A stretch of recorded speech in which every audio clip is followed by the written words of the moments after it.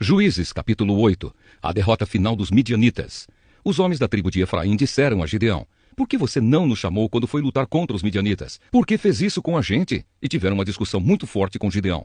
Mas ele lhes disse: o que eu fiz com os midianitas não é nada comparado com o que vocês fizeram. Até aquilo que o menor dos homens de Efraim fez tem mais valor do que aquilo que todos os homens do grupo de famílias de Abiezer fizeram. Deus entregou Oreb e Zeeb, os chefes midianitas, a vocês. Que foi que eu fiz que possa ser comparado com isso? Quando Gideão disse isso, os homens de Efraim ficaram menos zangados. Gideão e os seus 300 homens foram até o rio Jordão e o atravessaram. Eles estavam muito cansados, mas continuaram a perseguir o inimigo. Então Gideão fez aos homens da cidade de Sucote o seguinte pedido: estou perseguindo os chefes midianitas Zeba e Salmuna, e os meus homens estão muito cansados. Por favor, deem comida para eles. Mas os chefes de Sucote responderam: por que devemos dar comida para o seu exército? Você ainda não prendeu Zeba e Salmuna? Aí Gideão disse: está bem. Mas quando o Senhor me entregar Zeba e Salmuna, eu rasgarei a carne de vocês com os espinhos das plantas do deserto. Gideão foi a Penuel e fez o mesmo pedido aos homens dali. Mas os homens de Penuel lhe deram a mesma resposta que os homens de Sucote tinham dado. Aí Gideão disse: quando eu voltar são e salvo, derrubarei esta torre. Zeba e Salmuna estavam em Carcor com o seu exército. De todo o exército dos povos do deserto, restavam apenas 15.000 homens. 120.000 tinham sido mortos. Gideão foi pelo caminho que rodeava o deserto, a leste de Noba e Jogbeá, e atacou de surpresa o exército inimigo. Zeba e Salmuna, os dois chefes midianitas, fugiram. Mas ele os perseguiu e os prendeu, e o exército inteiro foi derrotado. Gideão, filho de Joás, voltou da batalha pela subida de Heres, prendeu um moço de Sucote e lhe fez perguntas. Então o rapaz escreveu para Gideão os nomes dos 77 chefes e líderes de Sucote. Aí Gideão foi falar com os homens de Sucote e disse: vocês lembram de quando me desprezaram? Vocês disseram que não iam dar comida para o meu exército cansado, porque eu ainda não tinha prendido Zeba e Salmuna. Muito bem, aqui estão eles. Então pegou espinhos das plantas do deserto e com eles castigou os chefes de Sucote. Também derrubou a torre de Penuel e matou os homens daquela cidade. Aí perguntou a Zeba e Salmuna: com quem se pareciam os homens que vocês mataram em Tabor? E eles responderam: pareciam com você. Todos tinham jeito de príncipe. Gideão disse: eles eram meus irmãos, filhos da minha mãe. Juro pelo Senhor Deus que se vocês não os tivessem matado, eu também não mataria vocês. E disse a Jéter, o seu filho mais velho: levante-se e mate-os. Mas o rapaz não tirou a sua espada. Ele estava com medo, pois ainda era muito novo. Então Zeba e Salmuna disseram a Gideão: venha você mesmo nos matar, porque para isso é preciso ter coragem de homem. Aí Gideão matou Zeba e Salmuna e pegou os enfeites em forma de meia-lua que estavam no pescoço dos seus camelos. Os homens de Israel disseram a Gideão: você nos salvou dos midianitas, portanto, seja nosso governador. E depois de você, o seu filho e o seu neto. Gideão respondeu: eu não serei governador de vocês, e o meu filho também não. O Senhor Deus é quem será o governador de vocês. E continuou: mas vou fazer um pedido. Cada um me dê um dos brincos que tirou dos vencidos. Os midianitas usavam argolas de ouro nas orelhas, porque eram gente do deserto. Os homens de Gideão responderam: nós os daremos com prazer a você. Então estenderam uma capa e cada um pôs nela os brincos que tinha tomado dos midianitas. Os brincos de ouro que Gideão pediu pesaram quase 30 quilos. Isso fora os enfeites, os colares e as roupas de púrpura que os chefes de Midian usavam. E sem contar também os enfeites que estavam no pescoço dos seus camelos. Com o ouro, Gideão fez um ídolo e o colocou em Ofra, a sua cidade. Então todos os israelitas abandonaram a Deus e iam lá para adorar o ídolo. E isso foi uma armadilha para Gideão e a sua gente. Os midianitas foram derrotados pelos israelitas e por muito tempo deixaram de ser uma ameaça para eles. E a terra ficou em paz durante 40 anos enquanto Gideão viveu. A morte de Gideão. Gideão voltou e ficou morando na sua própria casa. Ele foi pai de 70 filhos, pois tinha muitas mulheres. Ele também teve uma concubina em Siquém, e ela lhe deu um filho. Gideão pôs nele o nome de Abimeleque. Gideão, filho de Joás, morreu bem velho e foi sepultado no túmulo de Joás, o seu pai, em Ofra, a cidade do grupo de famílias de Abiezer. Depois que Gideão morreu, o povo de Israel abandonou a Deus novamente e adorou os deuses dos cananeus. Eles adotaram Baal-Berite como seu Deus. Não serviram por muito tempo ao Senhor Deus, que os havia livrado de todos os inimigos que viviam ao redor deles. E também não foram agradecidos à família de Gideão por tudo de bom que ele havia feito para o povo de Israel. Atos dos Apóstolos, capítulo 12. Mais perseguições. Por essa época, o rei Herodes começou a perseguir algumas pessoas da igreja. Ele mandou matar à espada Tiago, o irmão de João. Quando viu que isso agradou os judeus, mandou também prender Pedro. Isso aconteceu durante a festa dos pães sem fermento. Depois que prendeu Pedro, Herodes o colocou na cadeia e pôs 4 grupos de soldados, com 4 em cada grupo, para guardá-lo. É que Herodes queria apresentá-lo ao povo depois do dia da Páscoa. E assim Pedro estava preso e era vigiado pelos guardas. Mas a igreja continuava a orar com fervor por ele. Pedro é libertado.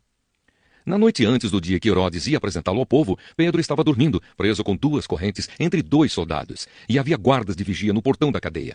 De repente apareceu um anjo do Senhor e uma luz brilhou dentro da cela. O anjo tocou no ombro de Pedro, acordou-o e disse: "Levante-se depressa." Então as correntes caíram das mãos dele. "Aperte o cinto e amarre as sandálias", disse o anjo. E Pedro fez o que o anjo mandou. "Põe a capa e venha comigo", ordenou o anjo. Pedro saiu da cadeia e foi seguindo o anjo. Porém não sabia se, de fato, o anjo o estava libertando.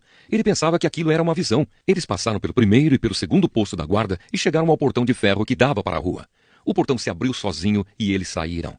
Andaram por uma rua e, de repente, o anjo foi embora. Então Pedro compreendeu o que estava acontecendo e disse: "Agora sei que, de fato, o Senhor mandou o seu anjo e me livrou do poder de Herodes e de tudo o que os judeus tinham a intenção de me fazer." Quando Pedro entendeu o que havia acontecido, foi para a casa de Maria, a mãe de João Marcos. Muitas pessoas estavam reunidas ali, orando. Ele bateu na porta da frente e a empregada, que se chamava Rode, foi ver quem era. Quando reconheceu a voz de Pedro, ficou tão contente que, em vez de abrir a porta, voltou correndo para contar que Pedro estava lá fora. Então eles disseram: "Você está maluca." Porém ela insistiu que era verdade. Aí eles disseram: "É o anjo dele." Enquanto isso, Pedro continuava batendo. Finalmente eles abriram a porta e, quando viram que era Pedro mesmo, ficaram muito assustados. Ele fez um sinal com a mão para que ficassem quietos e contou como o Senhor o tinha tirado da prisão. "Contem isso a Tiago e aos outros irmãos", disse ele. Em seguida saiu dali e foi para outro lugar. Quando amanheceu, houve uma grande confusão entre os soldados, pois eles não sabiam o que tinha acontecido com Pedro. Herodes mandou que o procurassem, mas não o acharam. Então, depois de fazer perguntas aos guardas, mandou matá-los.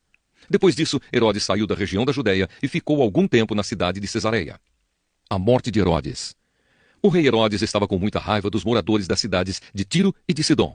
Então eles formaram um grupo e foram falar com Herodes. Primeiro conseguiram o apoio de Blasto, que era um alto funcionário do palácio. Aí pediram ao rei Herodes que fizesse as pazes com eles, pois os alimentos que a região deles recebia vinham do país do rei. Herodes marcou um dia com eles e, nesse dia, vestiu a sua roupa de rei, sentou-se no trono e começou a fazer um discurso. E o povo gritava: "É um Deus e não um homem que está falando!" No mesmo instante, um anjo do Senhor feriu Herodes, pois ele aceitou a honra que só Deus merece. E ele morreu, comido por vermes. Porém, a palavra de Deus era anunciada em toda parte e ia se espalhando. Barnabé e Saulo terminaram seu trabalho e voltaram de Jerusalém, trazendo João Marcos consigo. Jeremias, capítulo 21. Jerusalém será destruída.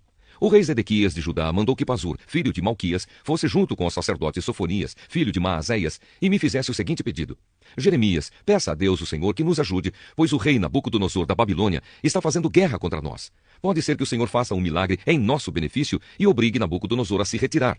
Então o Senhor falou comigo, e eu disse que levassem a Zedequias a seguinte resposta do Senhor, o Deus de Israel: "Quem vai bater em retirada são os soldados que Zedequias está pondo para guerrear contra o rei da Babilônia e o seu exército, que está do lado de fora das muralhas de Jerusalém. Eu amontoarei as armas deles no centro da cidade. Eu mesmo lutarei contra vocês com toda a minha força, ira e raiva e com o meu grande furor. Nesta cidade matarei tudo o que tem vida, tanto as pessoas como os animais morrerão de uma doença horrível. O rei Zedequias, os seus oficiais e as outras pessoas que não morrerem por causa da guerra, da fome e da doença, todos estes eu deixarei que sejam presos pelo rei Nabucodonosor e pelos outros inimigos que querem matá-los. Nabucodonosor mandará matá-los. Ele não terá dó nem piedade de nenhum deles. Eu, o Senhor, estou falando." Em seguida, Deus mandou que eu dissesse ao povo: "Escutem, eu, o Senhor, deixo que vocês escolham entre o caminho da vida e o caminho da morte. Quem ficar nesta cidade será morto na batalha pela fome ou pela doença. Mas quem sair e se entregar aos babilônios, que estão cercando a cidade, não será morto. O que essa pessoa vai ganhar é escapar com vida, pois eu resolvi não proteger esta cidade, e sim destruí-la. Ela será entregue ao rei da Babilônia, e ele a queimará completamente. Eu, o Senhor, estou falando." Mensagem para a família real de Judá.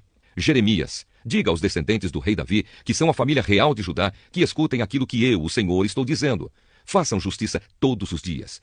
Protejam dos exploradores aqueles que estão sendo explorados. Senão, as maldades que vocês estão praticando farão a minha ira queimar como fogo que não pode ser apagado. Jerusalém, você está num lugar bem alto, acima dos vales, como uma rocha que fica acima do planalto. Mas eu, o Senhor, lutarei contra você. Você diz que ninguém tem a coragem de atacá-la, que ninguém consegue tomá-la. Mas eu, o Senhor, a castigarei por causa do que você tem feito. Vou pôr fogo no seu palácio, e tudo o que estiver em volta também será queimado. Eu, o Senhor, estou falando. O Evangelho de Marcos, capítulo 7. Jesus e a tradição dos judeus. Alguns fariseus e alguns mestres da lei que tinham vindo de Jerusalém reuniram-se em volta de Jesus. Eles viram que alguns dos discípulos dele estavam comendo com mãos impuras, quer dizer, não tinham lavado as mãos como os fariseus mandavam o povo fazer. Os judeus, e especialmente os fariseus, seguem os ensinamentos que receberam dos antigos. Eles só comem depois de lavar as mãos com bastante cuidado. E antes de comer, lavam tudo o que vem do mercado. Seguem ainda muitos outros costumes, como a maneira certa de lavar copos, jarros, vasilhas de metal e camas. Os fariseus e os mestres da lei perguntaram a Jesus: por que é que seus discípulos não obedecem aos ensinamentos dos antigos e comem sem lavar as mãos?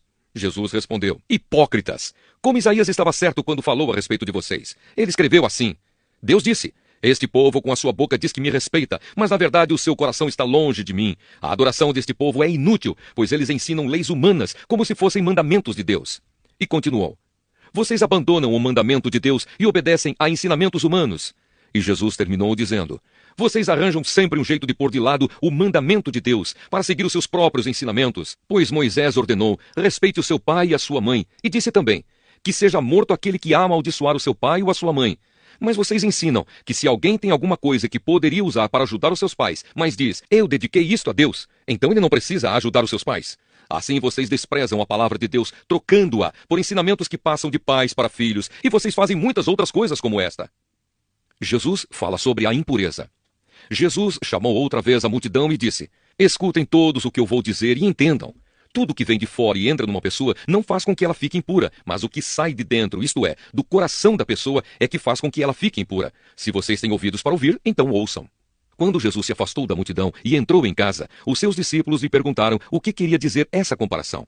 Então ele disse: vocês são como os outros, não entendem nada. Aquilo que entra pela boca da pessoa não pode fazê-la ficar impura, porque não vai para o coração, mas para o estômago, e depois sai do corpo. Com isso, Jesus quis dizer que todos os tipos de alimento podem ser comidos. Ele continuou: o que sai da pessoa é o que a faz ficar impura, porque é de dentro do coração que vêm os maus pensamentos, a imoralidade sexual, os roubos, os crimes de morte, os adultérios, a avareza, as maldades, as mentiras, as imoralidades, a inveja, a calúnia, o orgulho e o falar e agir sem pensar nas consequências. Tudo isso vem de dentro e faz com que as pessoas fiquem impuras. A mulher estrangeira. Jesus saiu dali e foi para a região que fica perto da cidade de Tiro. Ele entrou numa casa e não queria que soubessem que estava ali, mas não pôde se esconder. Certa mulher que tinha uma filha que estava dominada por um espírito mau, ouviu falar a respeito de Jesus. Ela veio e se ajoelhou aos pés dele. Era estrangeira, de nacionalidade sírio-fenícia, e pediu que Jesus expulsasse da sua filha o demônio. Mas Jesus lhe disse: deixe que os filhos comam primeiro. Não está certo tirar o pão dos filhos e jogá-lo para os cachorros. Mas, Senhor, respondeu a mulher, até mesmo os cachorrinhos que ficam debaixo da mesa comem as migalhas de pão que as crianças deixam cair. Jesus disse: por causa dessa resposta, você pode voltar para casa. O demônio já saiu da sua filha. Quando a mulher voltou para casa, encontrou a criança deitada na cama. De fato, o demônio tinha saído dela. Jesus e o surdo-mudo. Jesus saiu da região que fica perto da cidade de Tiro, passou por Sidom e pela região das 10 cidades, e chegou ao lago da Galileia. Algumas pessoas trouxeram um homem que era surdo e quase não podia falar e pediram a Jesus que pusesse a mão sobre ele. Jesus o tirou do meio da multidão e pôs os dedos nos ouvidos dele. Em seguida, cuspiu e colocou um pouco da saliva na língua do homem. Depois olhou para o céu, deu um suspiro profundo e disse ao homem: Efatá. Isto quer dizer, abra-se. E naquele momento os ouvidos do homem se abriram, a sua língua se soltou e ele começou a falar sem dificuldade. Jesus ordenou a todos que não contassem para ninguém o que tinha acontecido. Porém, quanto mais ele ordenava, mais eles falavam do que havia acontecido. E todas as pessoas que o ouviam ficavam muito admiradas e diziam: tudo o que faz, ele faz bem. Ele até mesmo faz com que os surdos ouçam e os mudos falem.